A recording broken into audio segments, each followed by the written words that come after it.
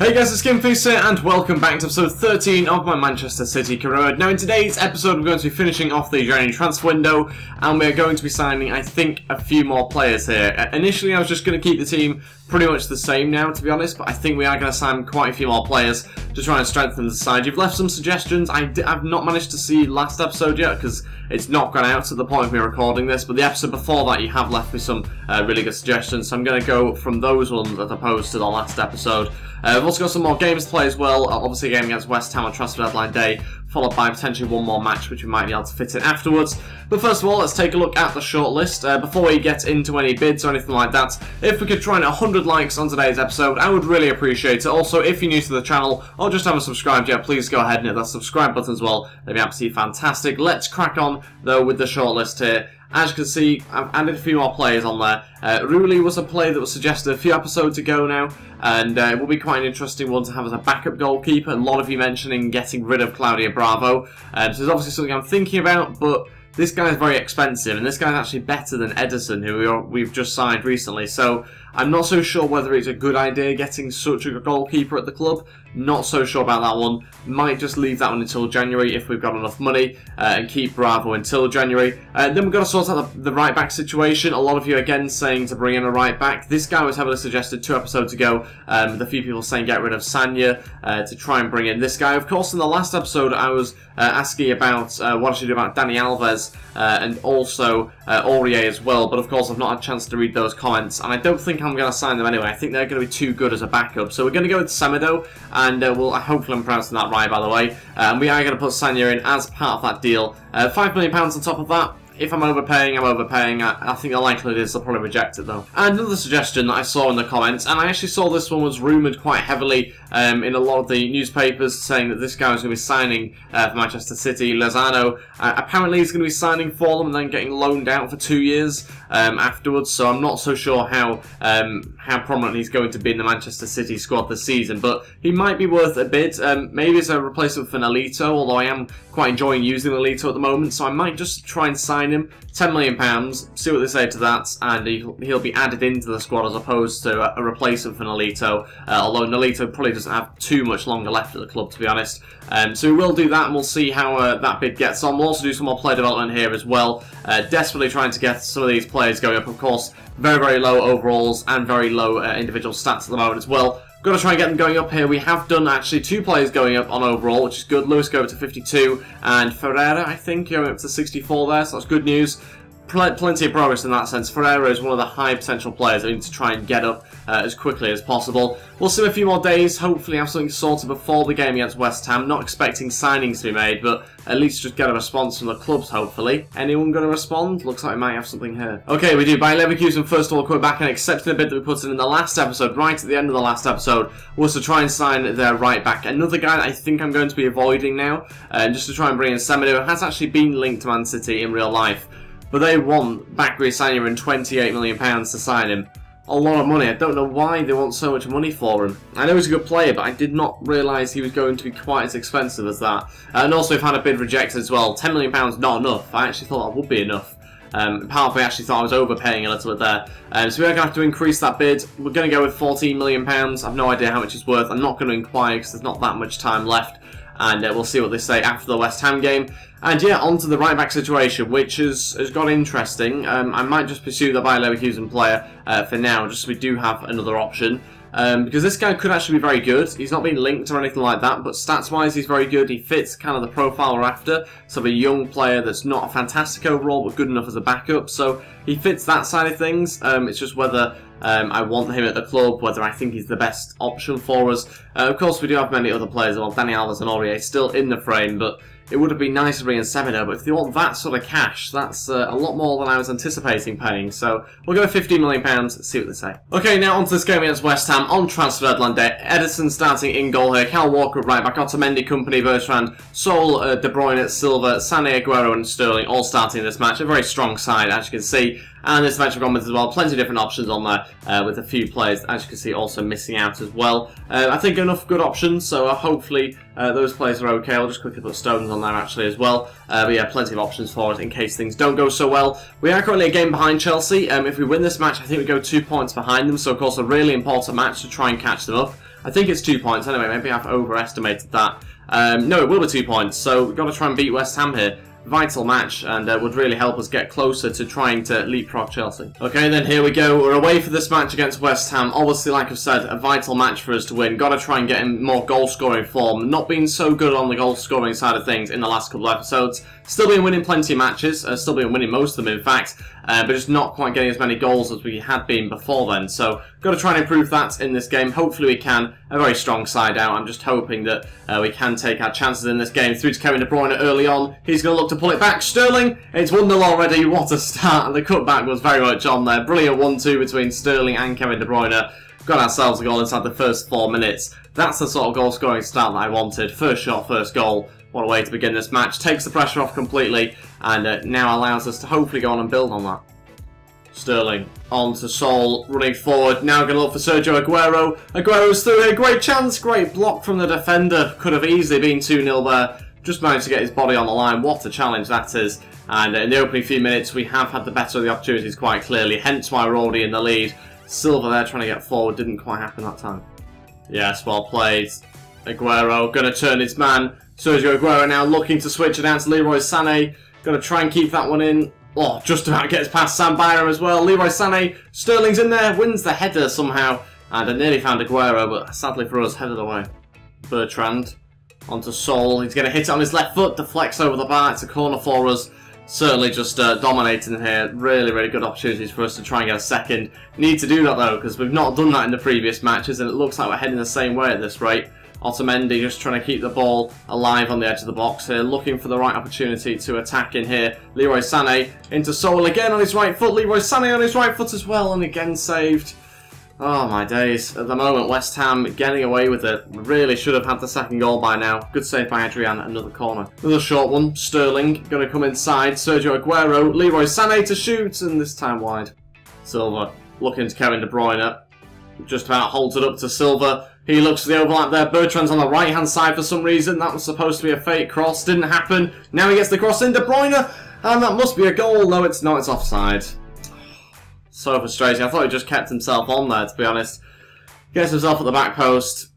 Yeah, he's offside. Only just, but he is offside. Good decision by the linesman. And it could have been 2-0, but just taken from us again. It's half-time. We're currently winning the game 1-0. Of course, that's good to be in the lead, but it's frustrating we've not gone on further. We scored in the first 4 minutes, and we've had great chances since then. Of course, we should be multiple goals up now, but it's not happened at the moment. Got to keep going. Got to get a second goal earlier than we have done. That's the key thing. Don't score in the last 10 minutes again, because that gets very frustrating when we should have sealed the game off much earlier than that. Don't leave it to that sort of final 10 minutes, because obviously things can happen well before then that will make the game much more challenging. So, got to try and get ourselves further in the lead. Yes, well played. Brilliant football. Leroy Sané inside to Aguero. He's going to look to Kevin De Bruyne. Hits it first time, and it's saved by Adrian. Couldn't quite get the power behind it. Aguero going to look for the run through here. Silva's going to shoot. Gets blocked again.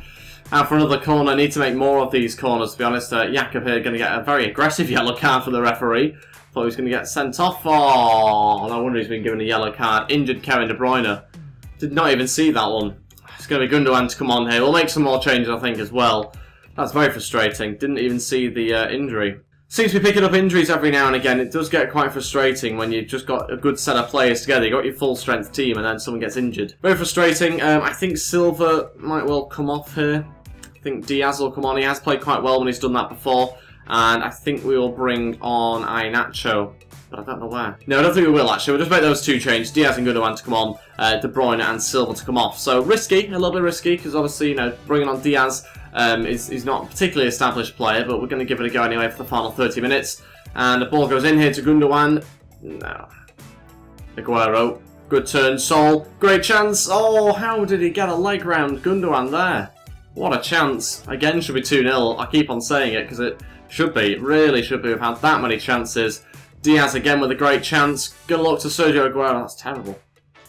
Diaz into Sol. He's turned his man here. Oh, gets brought down. It's a penalty. 8 minutes to go. As always, we always have an opportunity. I mean, we've obviously not scored it yet, but this should really be 2-0 here, and it's happened again in the final 10 minutes. Aguero brings down Sol. It's an obvious penalty and a chance for us to double our lead. Sergio Aguero up against Adrian here, and save. No, it's not. It's gone in. Sergio Aguero just about gets it past Adrian, And as always, we get the second goal in the final 10 minutes. Exactly what I said I did not want to happen. It's happened though, at least got the 3 points. I mean, to say that I'm complaining about 3 points, it obviously says a lot about the way we're performing, because obviously we are performing much better than what the scoreline suggests. But, you know, we're doing very well, but we're just not quite taking the chances. We've taken this one for the penalty spot and doubled our lead. 2-0, it should be a win from here as well. Chance for West Ham. Do you know what? It's their first chance I can remember in this game.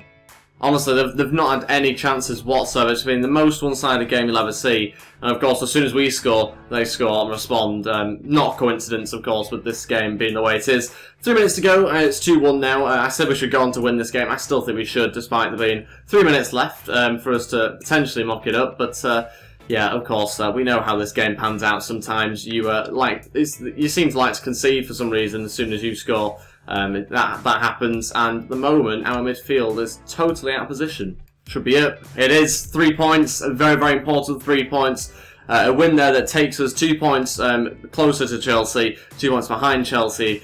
So yeah, we're really, really happy to have got those points. And of course, that means that, you know, when we eventually play Chelsea, there is certainly an opportunity to leapfrog them, hopefully, in the remaining games of the season. I'm pretty sure we've still got to play them as well. Bad news, De Bruyne's out for 8 weeks, dislocated shoulder. That's obviously the very bad news that's come out of that game. Not what we're after whatsoever. He's out for 8 weeks now, 2 months. So yeah, that does make things very difficult for us. Luckily though, we do have a very big squad, but of course you want your best players to be playing. So his replacement will be Gundogan, which is not a bad replacement to have, but De Bruyne, I think, will be much better in game than Gundogan. Delph's also have 3 months. Last episode that happened as well, so not being very lucky with injuries whatsoever. Just had loads of players coming back, I think last episode or the episode before, and now I've got more players going out injured again. But on to transfer deadline day, hopefully going to sign some more players to add to our squad. First of all, got that right back accepting the contract. Good news for us. Bakary Sagna will be departing the club, which I suppose we should have half expected. With him having 6 months left on his deal. Tottenham, who put in a bid last episode for him, they tried to buy him off us, and now we're just going to get him for free at the end of the season. I mean, it is what it is, but yeah, he will go into Tottenham at the end of the season, and that's not a bad deal for them. I don't really know why they want to. I suppose they have a hole there from where Kyle Walker was when we signed him. But on to this one now, and £28 million is still what they want on top of it for the Sagna deal. So I don't know how exactly we can get rid of Sagna as part of this deal, but we're going to give it a go anyway, and hopefully that'll backfire for Tottenham. But yeah, £20 million now, and Sagna just going to have to keep increasing it. They're after 18.5 for Lozano. We'll go 16. They'll accept that, I think. Certainly 3 decent options, though, at right back. Obviously, if that Semedo deal doesn't go through, then we have those 3 players to choose from. It's a lot of money, though, for Semedo, so I'm not 100% sure on it just yet. Transfer for in for Sol from his former club. Yeah, we'll just ignore that. It's complete nonsense. £27 million. Ridiculous. Benfica come back and accept the deal for Semedo. Bakary Sagna going the other way, and also good news as well. The deal for Lozano has been accepted. Let's try and agree a contract now. He wants 50 grand a week. We'll go ahead with that. And we'll go with a 5-year contract as well. I'm reluctant to go crucial. I don't think it's going to be good enough for crucial. I think we'll go squad rotational, which is maybe playing it down a little bit. I don't know what overall he is, but I think we should do that just to make sure that we're not overcommitting to a place in the squad. Benfica accepting that deal as well, which is great. He wants 20 grand a week, which is an absolute bargain really on his wage. That's certainly where we're saving the money. Obviously spending a lot on him money-wise, but wage-wise he's very, very cheap. So we'll go 5-year deal again. Important first-team player. I think he'll be a backup to Kyle Walker if he is the player that we sign. Okay, so good news. Semedo has accepted the contract that we just offered him. Bad news though, the deals for Aurier and Dani Alves have expired. Which is typical really, but I don't think we're going to go ahead with either of those deals anyway. I know Aurier was heavily suggested in the the episode before last, and that was obviously very tempting, but I have Kyle Walker, and having both centre-backs that are just so good in that position, I don't think it would have made that much sense, to be honest. Semedo I don't think is quite as good as Kyle Walker, from what I've seen online. I don't think he's quite there. Still very, very good, and that's why we're going to sign him, but I think he's a little bit less overall, but we'll wait and see. We're going to sign him with £20 million. It's a big one for us. Bakary Sagna will be going to Benfica and then leaving, I think, at the end of the season for Tottenham. So don't exactly know how that was going to pan out, but I think that's what's going to happen anyway. But luckily for us, signed him. We don't really know what overall he is, so a little bit risky, but I think from what I've seen online, he should be about 80 overall. He might have grown, though. He has grown to 81. A very, very fast player. Was one of the reasons why I took him quite seriously as an option, because he was a very, very fast player. Obviously going to be able to compete with Kyle Walker, I'd imagine, as well, with that pace. So a really good signing for us. A fantastic replacement for Sanya as well. At the right time to replace him, I think, as well. Gave Sanya a bit of time in the squad, which was quite nice, and slowly faded out some of the older players, which was always going to be the plan. Didn't want to do it all in one transfer window. We've certainly not done that. We've managed to slowly fade them out and create a team that is looking much more healthy now. So really happy with that signing. And we do now have to sign Lozano as well, another player that we're slowly bringing in as we'll fade out Nolito probably next season. At the start of next season, we'll slowly bring this guy into the first team and see how he gets on. Of course, if it doesn't work out, we can sell him. We've got other players coming back from loans as well, like Moreno, who we could use next season. We'll reject this one. It's a shame not to bring him in. Good stats, good young player for his overall as well, but obviously don't need him at the moment. And let's take a look at Lozano. So it's another player I didn't know the overall of. He's actually 78 overall, which is about what I was expecting. I was thinking sort of 76, 77. He is 78 overall, which is very good. Again, a very fast player. Exactly what we need to hit them on the counter-attack and just to get in behind them in general.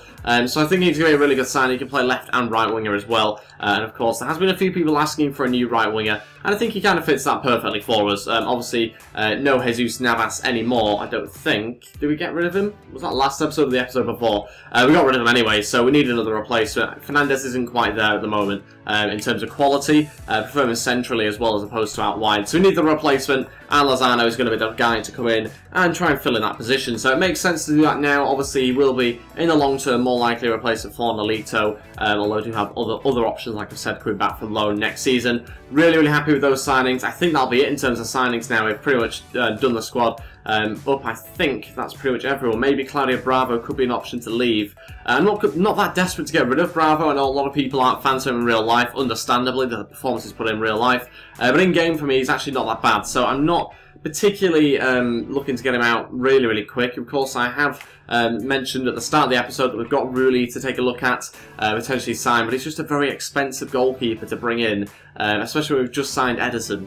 I just don't think it would make too much sense to spend that sort of cash on a player that will be just rotated and out every game. So I'm not so sure on that. I think Claudio Bravo's a good option for now. I might just keep him until the end of the season, and we'll just kind of see what's the best option there. Another option I was thinking about for goalkeeper was Jordan Pickford. I'm not so sure you guys think of that. He was linked with Man.City in real life. He's been more heavily linked recently, though, with Everton. But let me know your thoughts on that. Maybe it's a player I sign next season as a backup goalkeeper to Ederson, so we can get rid of Claudio Bravo. Just let me know your thoughts on the goalkeeper situation. Of course, I know that you want me to get rid of Bravo. We will eventually. But like I said before, it's about slowly fading out the old players, I think, rather than just doing them all in one transfer window. So I think we've finished the squad now. I think we can pretty much just go through the rest of transfer deadline day. No plans to sign anybody else. I think the squad's pretty much full, to be totally honest. A bit of money left over as well, which I don't usually do. I usually spend it all, but I don't think we need to spend it all, so there's no point doing it for the sake of it. Wait, what? Barcelona have signed Winston Reid? What the hell's going on there? I just played against him. He wasn't that good, to be totally honest. Raheem Sterling beat him to a header. Okay, so we finished this transfer window spending £98 million on players and receiving £33.5 million in players as well. A lot of decent names actually leaving us there. You see, we've got rid of some of the older players in this transfer window. Navas, Clichy and Sanya making the rest of that list down there as well. Grimaldo and Donnarumma. Getting rid of Donnarumma was a very controversial one from the comments I've seen. A lot of people actually seem to want me to get rid of him originally, and then the episode before last, people didn't seem very happy about that, so I was obviously a little bit confused because the comments I saw kind of suggested that people are okay with me getting rid of him. But nevertheless, we've managed to make some good signings. We're left with about £48 million left, which is a decent chunk of budget to have, just in case we need to bring in more youth players or give new contracts out. Obviously far too much money for all that sort of stuff, but it does give us plenty of money in case anything does crop up.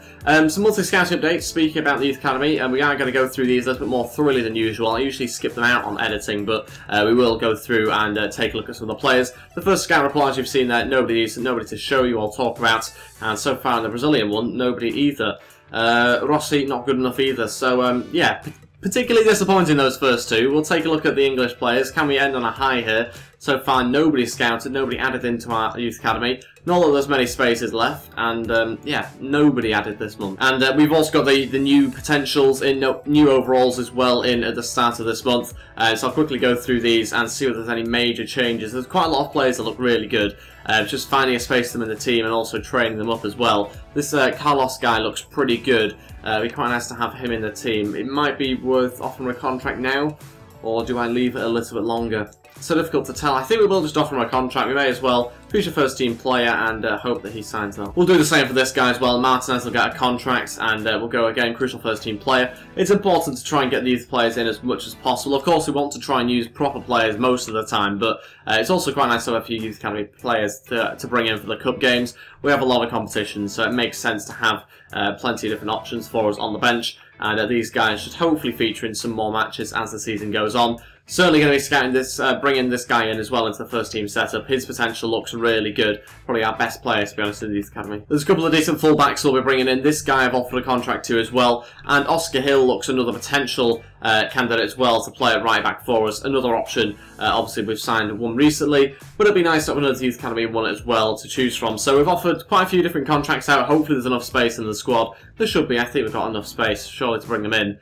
Okay, maybe not. 3 spaces, so 3 of them will join us. The other 1 or 2 probably won't. Okay, so you can see the first 3 players have accepted the contracts here. I think it'll be 1 or 2 players, like I said before, that miss out on joining the first team setup. But it's nice to have some players joining us anyway, just to try and get them some game time if possible, but more likely just train a little bit better and see how they get on growing just in the first team setup. Okay, so on to the final game of today's episode. We're not actually going to play in this match, we'll be simming it. Apologies that we've only managed to play 1 game in today's episode. A few reasons for that, of course. We wanted to try and bring in some new players, make some transfers, and that does take quite a lot of time, especially when I like to chat on about things as well. And also a few people saying they want shorter episodes as well, because even though you're enjoying the episodes, they just can be quite long sometimes. So I am conscious of that, and I will be trying to shorten them where possible, but of course I would like to try and get through as many games as possible, ideally. 1-0 here though, 17 minutes in. Ryan Bertrand getting ourselves the goal. There's a few changes in this starting lineup I should mention. Lozano starting for us for his first game. 1-0 up here in the second half. We need to try and get a second goal. That's always been our issue recently. So it happened too late on for us at the moment. Hopefully though we can get one here. And there's 10 minutes to go. Sané gets the second goal. Again, it happens with 10 minutes to go. And we managed to get ourselves the 3 points and a clean sheet as well, which is important. But yeah, just a shame we managed to get the second goal again. Just too late on. But I'm going to stop complaining because we are top of the league. We've gone above Chelsea, who must have, I think, therefore drawn their match. That's why we've got level on points. And we're now top of the league on goal difference. What a way to end today's episode. 16 wins, 3 draws, 3 losses. Chelsea only actually lost 1 game. They've just drawn more matches than us. And it's incredible to see that Liverpool have played 2 more games than us, but are so far behind, 12 points behind us, having played 2 extra matches. So it's basically just between me and Chelsea now. Even at this stage, we're only 22 matches in. It is literally just between the top 2 teams for the title. No other challengers really below that. And even we've got like Watford and Stoke in the top 5. West Brom 7th. Where is everyone? Everton are in the relegation zone at this point. Spurs in 15th. There's some really strange positionings in the league. Arsenal 10th. So, yeah, that's a very interesting league table for us to end today's episode on. Very, very happy, of course, to be top of the league now. Got to try and continue that run going into next episode. We've actually won quite a lot of matches in a row recently, so that's probably the reason why. And, yeah, let's take a look at the emails quickly. Of course, as we suspected, there has been players that are not able to sign. It's good news that we have managed to accomplish one of our objectives. That's the shirt sales, which is good news. £170 million worth of shirts sold. And yeah, we will try and sign those young players up at some point, but of course we can't right now with our squad being too full. And yeah, that is everything for today's episode. Thank you all so much for watching. If you've enjoyed today's episode, please go ahead and hit that like button. Also, don't forget to go and subscribe as well. I would really appreciate it. Let's try and hit 100 likes. That'd be absolutely fantastic on today's episode. It's really incredible to see the support on these videos so quickly as well. When after like 15 minutes of the video being up, there's already nearly 100 people that have watched it. So it's fantastic to see that. Thank you all so much for the support. I really appreciate it. And I'll see you guys next time for another episode.